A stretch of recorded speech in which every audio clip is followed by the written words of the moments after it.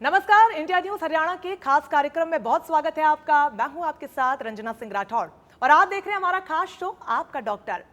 आपके डॉक्टर में आज बात होगी डायबिटीज की। आखिर ये बीमारी कैसे होती है, इससे बचने के उपाय क्या क्या हैं, और इस पर बात करने के लिए हमारे साथ आज मौजूद हैं देश के जाने माने अस्पताल शुगर स्पेशलिटी हॉस्पिटल रेवाड़ी के famous doctor Deepak Kapoor, senior sugar speciality हैं आप। बहुत स्वागत है सर आपका हमारे इस खास कार्यक्रम में। धन्यवाद मैम। सर, जिस तरीके का दौर हमने देखा कोविड के दौर में, डायबिटीज के मरीज को किन दिक्कतों का सामना करना पड़ता है, ये पहला सवाल मैं आपसे इसलिए लूंगी क्योंकि इस महामारी के दौर में एक तरफ तो कोरोना महामारी ने हमको जकड़ा और उसके बाद डायबिटीज के लगातार जो मामले सामने आ रहे थे उसको लेकर भी पेशेंट्स बहुत ज्यादा परेशान थे। देखिए, कोविड के अंदर बहुत स्ट्रेस का पीरियड रहा। फर्स्ट वेव आया, उसके बाद घर में लॉकडाउन हो गया, लोग घर में रह गए। फिर सेकेंड वेव आया, उसके बाद ऑलमोस्ट 1 साल हो गया है। अब कोविड जो डायबिटिक पेशेंट्स हैं उनके मन में बहुत डर था कि अगर हम घर से बाहर निकल जाएंगे तो कोविड कहीं ना हो जाए। तो सबसे बड़ा चैलेंज तो शायद ये था कि डॉक्टर तक हम कैसे पहुँचे। अगर किसी को कोई बुखार हो जाता है या शुगर कंट्रोल में नहीं है तो हम डॉक्टर तक कैसे पहुँचे, यही सबसे बड़ा शायद चैलेंज था। फिर दूसरा ये था कि जो एक्सरसाइज है वो डायबिटिक के ट्रीटमेंट के लिए बहुत ज़रूरी एक्सरसाइज होती है। It's a integral part of your treatment. Normally हम ये बोलते हैं कि 30 minutes exercise 5 days in a week आपने करनी ही करनी है, बट कहीं ना कहीं वो भी बंद हो गई, तो जिसकी वजह से स्ट्रेस, वो भी एक स्ट्रेस बढ़ा कि सेडेंटरी लाइफस्टाइल हो गई आपकी और आपकी शुगर बढ़ने लग गई। तो ये 2 स्ट्रेस तो डेफिनेटली रहे डायबिटिक पेशेंट के लिए। बिल्कुल डॉक्टर साहब, जैसा कि जिक्र आप कर रहे हैं यहाँ पर एक्सरसाइजेस का, लेकिन ये दौर ऐसा रहा जब हर कोई घरों में लॉक रहा। ऐसे में लोग जिम नहीं जा पा रहे थे, अमूमन पार्क्स में जाकर जो वॉकिंग लोग करते वो नहीं कर पा रहे थे। तो घर पर अगर उन्हें रहकर इस तरीके की एक्सरसाइजेस अगर करनी होंगी तो वो कौन सी एक्सरसाइजेस होंगी? देखिए, मैं इस शो के हिसाब से आपको ये बात बताना चाहता हूँ कि walking is an exercise, but walking is not the only exercise which we have. Normally मैं जब अपने पेशेंट्स को एक लेमैन लैंग्वेज में समझाता हूँ, मैं उनको ये कहता हूँ कि जो एक्सरसाइज है उसको मैं 3 में डिवाइड करता हूँ, कार्डियो, स्ट्रेंथनिंग एंड आपकी स्ट्रेचिंग एक्सरसाइज। जो कार्डियो है उसके अंदर आपकी कोई भी एक्सरसाइज जो आपकी हार्ट रेट को 130-140 पे ले जाती है उसे हम अच्छा कार्डियो मानते हैं। उसमें walking, cycling, running, swimming, hopping, climbing. जैसे अगर आप घर में लॉकडाउन है, आप अपार्टमेंट में रहते हैं, आप जो सीढ़ियाँ हैं, आपका घर 12वें फ्लोर पे, आप सीढ़ियाँ ऊपर नीचे जा सकते हैं, वो भी एक बहुत अच्छी कार्डियो मानी जाती है। स्ट्रेचिंग में आपके जितने भी योगा आसन है, आप सूर्य नमस्कारम है, गरुड़ आसन है, आप पद्मासन है, ये आप सब चीज़ें आप घर बैठे भी कर सकते हैं। बहुत सारे लोगों को मैं बोलता हूँ, जैसे डंबल है, आप अगर डंबल अमेजोन से ऑनलाइन घर पे मंगा लेते हैं तो आप स्ट्रेंथनिंग एक्सरसाइजेस कर सकते हैं। बिल्कुल, बहुत ज्यादा जरूरी है कि योग को और एक्सरसाइजेस को अपनी डेली लाइफस्टाइल का हिस्सा जरूर बनाएं। लेकिन साथ ही डॉक्टर साहब, कोविड के दौर में डॉक्टरों को डायबिटीज के मरीजों का इलाज करने में बहुत परेशानियों का सामना करना पड़ा, क्योंकि एक तरफ तो कोविड और दूसरी तरफ जो मानसिक हालात लेकर पेशेंट एक अस्पताल पहुंचता है उससे भी आपको डील करना होता है। तो एक डॉक्टर के तौर पर आपके चैलेंजेस क्या कुछ रहे? देखिए, कोविड के अंदर एक पर्सनल चैलेंज था। मेरे घर में भी मम्मी पापा हैं, बच्चे हैं छोटे, तो मुझे अपने आप को भी बचाना और अपने बच्चों को भी बचाना। क्योंकि डायबिटिक हॉस्पिटल मैं चलाता हूँ तो बहुत सारे पेशेंट के साथ एक रिलेशंस बन जाते हैं पर्सनल।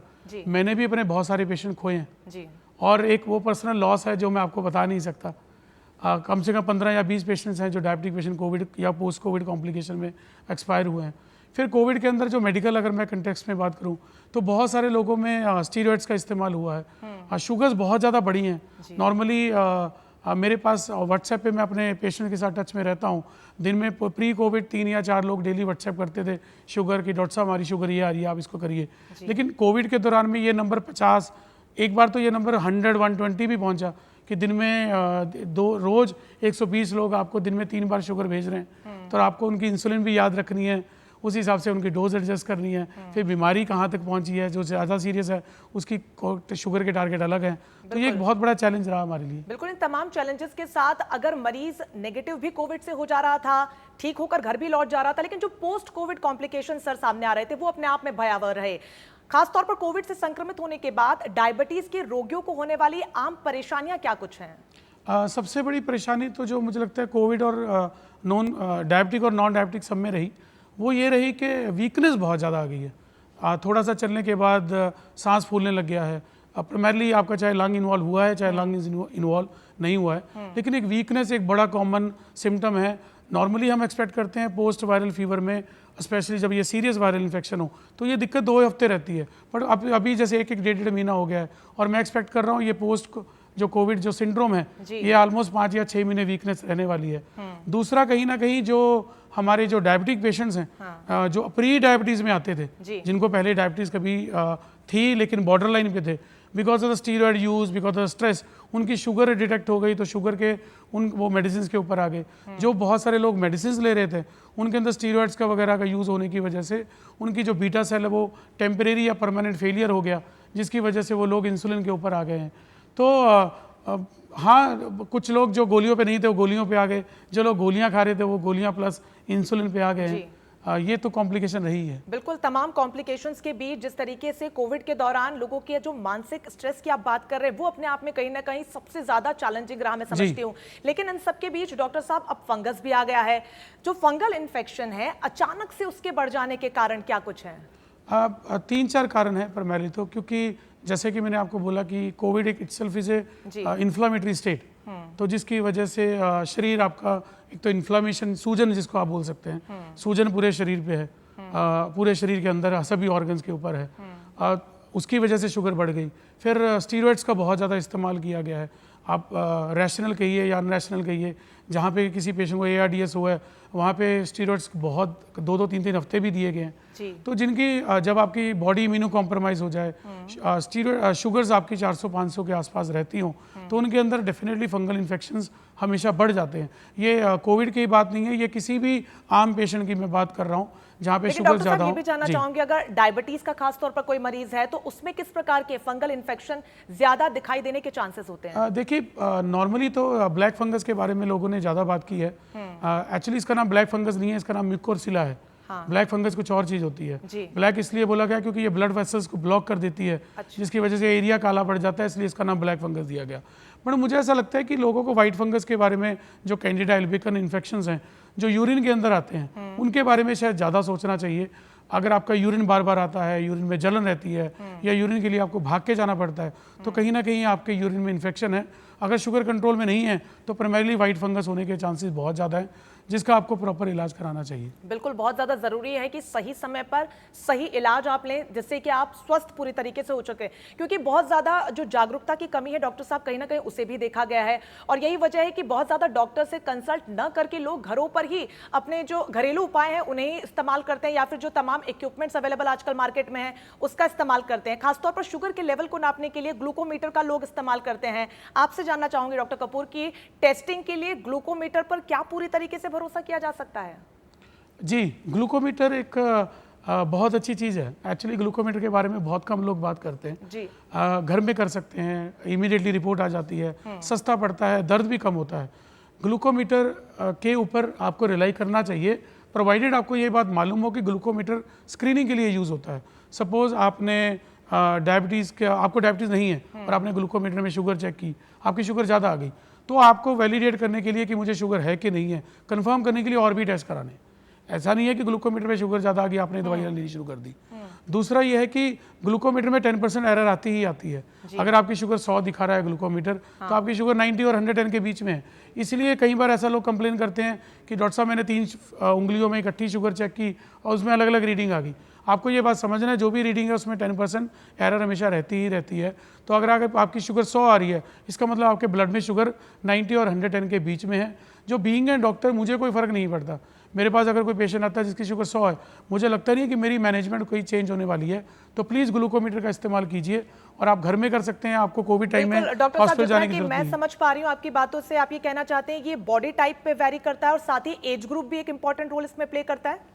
नहीं, ग्लूकोमीटर के अंदर मैं नहीं कहूँगा, मैं शुगर टारगेट्स के बारे में शायद मुझे लगता है आप शुगर टारगेट के बारे में। बिल्कुल, मधुमेह के जो तमाम रोगी होते हैं और शुगर की जो मात्रा का जो उचित माप होना चाहिए, आपके अनुसार वो क्या होना चाहिए? देखिए, वो सबका लिए अलग अलग होता है। आपको अपने डॉक्टर के साथ, जो आपका शुगर का डॉक्टर है, उसके साथ बैठ के डिस्कस करना है। आपकी एज फैक्टर, आपके अंदर कोई और बीमारी है कि नहीं है, लीवर, हार्ट, किडनी, ब्रेन में कोई दिक्कत, आप अकेले रहते हैं या आपके घर में कोई और है, अगर शुगर डाउन जाएगी कोई मैनेज करने वाला है, या आप सिंगल किडनी डिजीज़ है, आंखों की दिक्कत ऑलरेडी आ रखी है, तो बहुत सारे फैक्टर्स हैं। बाई एंड लार्ज जो ओल्ड पेशेंट्स हैं, जो 65-70 की एज में जो लोग हैं, उनके अंदर जो शुगर का टारगेट है वो खाली पेट की 120, खाना खाने के बाद 200 भी ठीक है। लेकिन जो लोग यंग हैं, जिनके अंदर 35-40 की मैं बात कर रहा हूँ, जहाँ पे हम एक्सपेक्ट कर रहे हैं कि वो another he is going to see another 35-40 years of diabetes, वहाँ पे शुगर के टारगेट थोड़े ज़्यादा स्ट्रिंजेंट रहते हैं। फास्टिंग 90, खाना खाने के बाद 120-130 वो टारगेट रखा जाता है। बिल्कुल, बहुत ज़्यादा ज़रूरी है कि कोरोना की जो जंग है इस पर पूरी तरीके से डॉक्टर साहब फतेह पाई जाए, और इस जंग में, इस युद्ध में फतेह पाने में अगर ब्रह्मास्त्र हमारे पास कुछ है तो वो है वैक्सीन। लेकिन बड़ी तादाद में लोग वैक्सीन लगवाने से आज की तारीख में भी बचते हुए नजर आ रहे हैं, खासतौर पर वो लोग जो डायबिटिक हैं, जिनमें शुगर को लेकर परेशानी है। उसको लेकर जो दर्शक इस वक्त आपको सुन और देख रहे हैं, सटीक जानकारी आप उनको दीजिए कि टीकाकरण पर अगर आपको जिस तरीके से डायबिटिक की परेशानी है और अगर आपको वैक्सीन लगवानी है तो क्या करना चाहिए और क्या नहीं करना चाहिए? वैक्सीन सबने लगवानी है जी, डायबिटिक पेशेंट ने जरूर लगवानी है। जहाँ पे जब कोई मुझे पेशेंट कहता है सर वैक्सीन लगवाने के बाद मुझे बुखार आ गया, मैं उसको कहता हूँ कि नहीं भाई, तेरा इम्यून रिस्पॉन्स अच्छा है। अगर आपका इम्यून, अगर आप सोचो ये किल्ड वायरस है, जो कोवैक्सीन है वो किल्ड वायरस है, अगर लाइव वायरस आ जाता तो क्या हो जाता? तो अगर आपको फीवर आ रहा है या कोई दिक्कत आ रही है तो एक अच्छी बात है, that means your immune response is very good. कोई भी वैक्सीन लगवाइए, लेकिन वैक्सीन जरूर लगवाइए और वैक्सीन का शेड्यूल भी जरूर पूरा कराइए। ऐसा नहीं है कि एक वैक्सीन ले ली उसके बाद दूसरा वैक्सीन हम लेने नहीं गए, आपने वैक्सीन जरूर लगवानी है। अब बहुत सारे डायबिटिक पेशेंट कहते हैं कि सर क्या मैं दवाइयाँ बंद कर दूँ या मैं शुगर कंट्रोल में पहले करूँ। शुगर कंट्रोल में है, शुगर कंट्रोल में नहीं है, वैक्सीन सबने लगवानी है। अनटिल अनलेस आपका डॉक्टर स्पेशली आपको कहता है, जैसे रीनल ट्रांसप्लांट का कोई पेशेंट है जिसके अंदर किडनी ट्रांसप्लांट हो रखी है, या शुगर बहुत ज़्यादा है, या सिक पेशेंट बहुत है, वहाँ पे आपके डॉक्टर आपको ये कह सकता है कि वैक्सीन मत लगवाइए। लेकिन बाई एंड लार्ज कोई कॉन्ट्रा इंडिकेशन नहीं है। और डायबिटिक पेशेंट में जहाँ पे हमने देखा है कि शुगर के पेशेंट में मोर्टेलिटी रेट, अगर आप बात करें मेरे से कोविड में 1.5 टाइम ज़्यादा है। 1.5 टाइम डायबिटिक पेशेंट में हार्ट की दिक्कत भी रहती है, किडनी की दिक्कत भी रहती है, वहाँ पे मरने वालों में शुगर के पेशेंट ज़्यादा हैं। तो वैक्सीन एक ऐसा ब्रह्मास्त्र है जिसका इस्तेमाल सबको करना चाहिए और बिना किसी संकोच के सबको वैक्सीन लगवानी चाहिए। बिल्कुल डॉक्टर साहब, लेकिन जिस तरीके की खबरें लगातार सामने आ रही है वो आज भी लोगों के मन में डर को कायम करे हुए है। आज ही खबर सामने आई कि वैक्सीन लगने के बाद एक व्यक्ति की मौत की पुष्टि की खबर है, और बड़ी तादाद में देश के अलग अलग क्षेत्रों में लोग वैक्सीन का इसीलिए बहिष्कार भी कर रहे हैं। वैक्सीन अपन कोरोना के लिए लगा रहे हैं जी। वैक्सीन एक वो चीज़ नहीं है कि आप कभी मर ही नहीं सकते। देखिए, वैक्सीन लगने का मतलब ये नहीं है कि अगले 2 हफ्ते में अगर आपकी मौत आ जाती है किसी भी वजह से, चाहे वो एक्सीडेंट की वजह से है या किसी बीमारी की वजह से है, तो 100% वैक्सीन की वजह से ही है। अभी तक हिंदुस्तान में 30 करोड़ के आसपास लोगों को वैक्सीन लग गई है, फर्स्ट डोज लग गई है। पूरी दुनिया भर में लोगों ने वैक्सीन लगवाई है, और कोविशील्ड का ही इस्तेमाल मैंने देखा है। हरियाणा में तो खासतौर पर कोविशील्ड का इस्तेमाल ज़्यादा कर रहा है, जो एस्ट्राजेनेका की वैक्सीन है। तो ये बातों का कोई वैल्यू ही नहीं है। इन बातों के अंदर मुझे लगता है पढ़ना ही नहीं चाहिए। आपको ये बात समझनी है, वैक्सीन कोरोना से बचाने के लिए है, मरने से बचाने के लिए नहीं है। और मौत आपको किसी और वजह से भी आ सकती है। तो प्लीज़ ये जो भ्रम है वो दूर कीजिए अपने चैनल के माध्यम से। मैं भी सबको हाथ जोड़ के रिक्वेस्ट करता हूँ, प्लीज़ जो डायबिटिक पेशेंट हैं, मैंने खुद के अपने इतने सारे पेशेंट को हैं, प्लीज आप वैक्सीन जरूर लगवाइए। बिल्कुल, बहुत ज्यादा जरूरी है कि बढ़ चढ़ के वैक्सीनेशन की प्रक्रिया में आप हिस्सा लें, क्योंकि वो बहुत ज्यादा जरूरी है। हालांकि जिस तरीके की खबरें लगातार सामने आ रही, हो सकता है कि उसकी कोई और वजह हो, लेकिन आप किसी भी प्रकार से भ्रमित ना हो, और खासतौर पर अपने परिजनों को, आसपास के लोगों को भी ज्यादा से ज्यादा वैक्सीन लगाने के लिए आप जागरूक करें। आपसे यही जानना चाहूंगी कि पोस्ट कोविड के बाद डायबिटीज के जो केसेस हैं वो लगातार बढ़ रहे हैं, उसकी बड़ी वजह क्या है? इसके पीछे 2-3 कारण हैं। कोविड में बहुत सारे लोग प्री डायबिटिक थे। जैसे हिंदुस्तान में 5 साल पहले सर्वे हुआ, 10 साल पहले, जिसमें पाया गया कि हिंदुस्तान में 10 करोड़ लोग जो हैं उनको डायबिटीज़ है। उसमें से आधे लोगों को मालूम नहीं है कि वो डायबिटिक है। तो जब आप हॉस्पिटल में एडमिट हुए कोविड की वजह से, स्टीरॉयड लग रहे, Covid itself is a inflammatory state, जो आपके रिसेप्टर्स हैं जिन पे कोरोना वायरस अटैक करता है, जो फेफड़ों के अंदर मैं बात कर रहा हूँ, वही रिसेप्टर आपके पेनक्रियाज में भी हैं जी। तो इसलिए वो कोरोना वायरस की वजह से भी कुछ लोगों में शुगर पाई गई है। It's a matter of study, I am not saying कि I am not confirming this, but Covid की वजह से भी लोगों में शुगर आई है। बिल्कुल, बहुत ज्यादा जरूरी है यहाँ पर कि लोग इस चीज को समझें कि किस तरीके की बीमारी है और उसको किस तरीके से ट्रीट भी करना है। अब चूंकि तीसरी लहर को लेकर भी लगातार संभावना बनी हुई है, बिल्कुल मैं उसी को लेकर जुड़ा हुआ अगला सवाल लेना चाहूंगी डॉक्टर साहब कि कोविड की जो तीसरी लहर है उसकी तैयारी कैसे की जाए, खासतौर पर जो डायबिटिक ऑलरेडी पेशेंट्स हैं उनको विशेष टिप्स आप क्या देना चाहेंगे यहाँ से? देखिए, सबसे पहले इंपॉर्टेंट तो यह है कि हम डायबिटीज कंट्रोल रखें जी। क्या शुगर के पेशेंट में कोविड की कॉम्प्लिकेशन होने के चांसेस ज़्यादा है? जवाब नहीं में है अगर आपकी शुगर कंट्रोल में है। तो शुगर कंट्रोल कीजिए, अपने टारगेट्स को डिस्कस कीजिए। मुझे लगता है कि कोविड ने एक चीज़ सबको ये सिखाई है कि वायरल फीवर में इम्यूनिटी बड़ी होनी बहुत ज़रूरी है।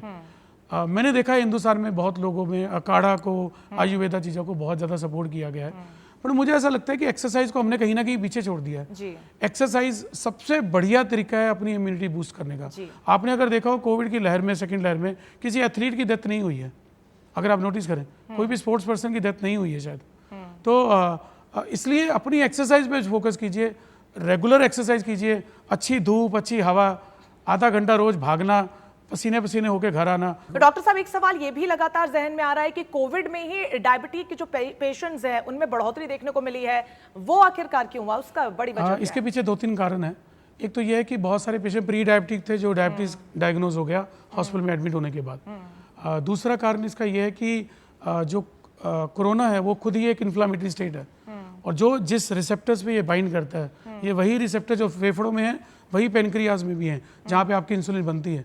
तो इसलिए उसने पेनक्रियाज पे भी अटैक किया और आपकी डायबिटिक जो है वो बढ़ गई।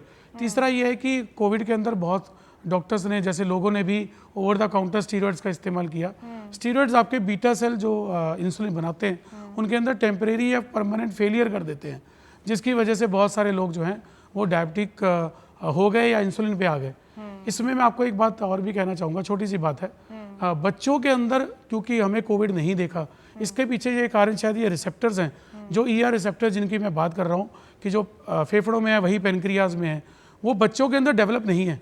इसीलिए कोविड के अंदर बच्चों के अंदर जो कोविड आया वो बड़ा माइल्ड आया, और जैसा कि अंदाजा लगाया जा रहा है कि थर्ड वेव के अंदर शायद बच्चों पे ज्यादा इंपैक्ट आएगा। उसी को लेकर अगला सवाल मैं आपसे जानना चाह रही थी कि बच्चों को किस तरीके से प्रोटेक्ट किया जाए। देखिए, मुझे ऐसा लगता है कि बच्चों के, ये मेरी अपनी पर्सनल ओपिनियन है कि क्योंकि वो रिसेप्टर्स बच्चों में डेवलप ही नहीं होते, तो इसलिए बच्चों के अंदर आने का सवाल शायद नहीं है। मुझे ऐसा लगता है कि इट ऑल डिपेंड्स कि वायरस कैसा है। अगर ये जैसे डेल्टा वेरिएंट था, कल ये ओमेगा वेरिएंट बन जाता है जिसके आगे वैक्सीन काम नहीं करती है, तो इट विल बी जो थर्ड वेव होगी वो ऐसी ही होगी जैसे सेकंड वेव है, प्रोवाइडेड लोग वैक्सीनेशन के ऊपर डिपेंड करता है। अगर बहुत सारे लोग वैक्सीनेशन करवा लेते हैं, जैसे हमारे सरकार का टारगेट है 60% ऑफ वैक्सीनेशन लोगों का करवाना ही करवाना है, तो अगर उसके अगेंस्ट वैक्सीन काम कर गई तो डेफिनेटली थर्ड वेव हम नहीं देखेंगे, बट बच्चों में ही आएगी। मुझे लगता है, शायद ये मेरा पर्सनल ओपिनियन है, क्योंकि रिसेप्टर्स बच्चों में है ही नहीं या डेवलप नहीं हुए होते, तो मुझे लगता है बच्चों में ये माइल्ड डिजीज़ की तरह ही आएगा अगर थर्ड वेव हमें खुदा ना खास्ता देखने को मिलती है तो। लेकिन फिर भी वो कहते हैं कि सुरक्षा ही सावधानी है, तो सुरक्षा से तमाम उपायों को अपनाएं, और खासतौर पर बच्चों को सबसे ज्यादा सुरक्षित रखने की इस वक्त आवश्यकता है। जी जी बिल्कुल। देखिए, prepare for the worst and hope for the best, यही मंत्रा है मेडिकल प्रैक्टिस में। सेकेंड वेव में हमने इतने लोगों को इसलिए खोया क्योंकि हम मेंटली प्रिपेयर्ड नहीं थे। आई थिंक हमें हर सिनेरियो के लिए ही प्रिपेयर्ड होना चाहिए। भारत सरकार, हरियाणा सरकार, सभी लोग यही कोशिश कर रहे हैं कि हम थर्ड वेव हर एक पॉइंट को कवर करें, बट बच्चों में ये ज़्यादा आएगा। मुझे लगता है कि शायद ये पॉसिबल नहीं है, but any how third wave बताएगी। बट अगर मुझे लगता है अगर मैं सही आता हूँ तो मुझे लगता है ये अच्छा ही है, बच्चों को अगर ना ही आए तो ज़्यादा अच्छा है। महत्वपूर्ण है, और अपनी डेली लाइफस्टाइल में आप इसको इन्वॉल्व करें, उससे ज्यादा अच्छा और क्या हो सकता है। लेकिन डॉक्टर साहब, कोविड के बाद मधुमेह के जो तमाम रोगी हैं उनमें ब्लड क्लॉटिंग की समस्या भी लगातार देखने को मिल रही है, इसकी बड़ी वजह क्या है? देखिए, डायबिटीज, जैसे मैंने आपको बोला, डायबिटीज जैसे कोरोना है, कोरोना एक इन्फ्लामेटरी स्टेट है, एक वायरल इन्फेक्शन है जो आपके शरीर में अलग अलग अंगों में सूजन कर देता है। इसी जो इन्फ्लामेटरी मार्कर्स हैं यही खून की नालियों में जाके ब्लड क्लॉट भी पैदा कर सकते हैं। स्पेशली कुछ इंसिडेंट्स, जैसे यूरोप के अंदर कुछ ऐसा इंसिडेंट्स आया था जिसके अंदर वैक्सीन लगने के बाद भी क्लॉट बने, दो that is a matter of study कि क्या कोविशील्ड के बाद जो क्लॉट्स हैं वो बने हैं, बट बहुत कम केसेस हैं।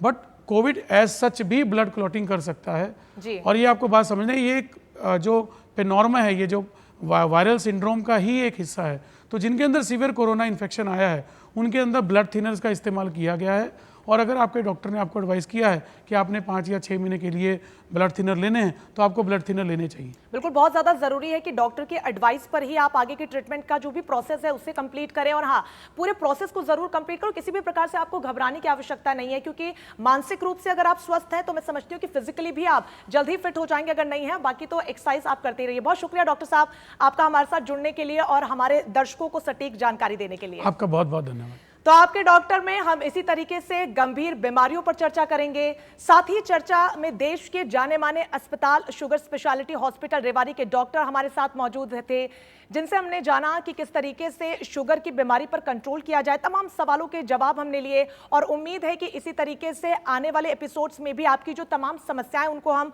दूर कर पाएंगे। बहुत बहुत शुक्रिया हमारे साथ जुड़ने के लिए, और फिर मुलाकात होगी एक और नए एपिसोड में। तब तक के लिए मुझे दीजिए इजाजत। नमस्कार।